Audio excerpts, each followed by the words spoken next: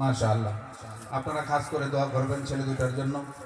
তারা পূর্ণ কোরআন শরীফ মুখস্থ করেছে, আল্লাহ তাআলা তাদের সিনাহ দান করছেন। এই ধারণ করে তাদের জীবন যেন পরিচালিত করতে পারে আল্লাহ তাআলা তৌফিক দান করেন, সকলে বলে আমিন। এই পর্যায়ে আপনাদের সামনে 2 দিন ব্যাপী ইসলামী মহাসম্মেলনের শেষ বক্তব্য নিয়ে আসছেন জনাব হযরত মাওলানা উমর ফারুক আনসারী সাহেব। বক্তব্য নিয়ে আসছেন জনাব হযরত মাওলানা উমর ফারুক আনসারী সাহেব। আশেপাশে আমরা যারা আছি, এদিক সেদিক যারা ঘোরাফেরা করতেছি, উদাত্ত আহ্বান জানাচ্ছি মাহফিলের ভিতরে চলে আসুন।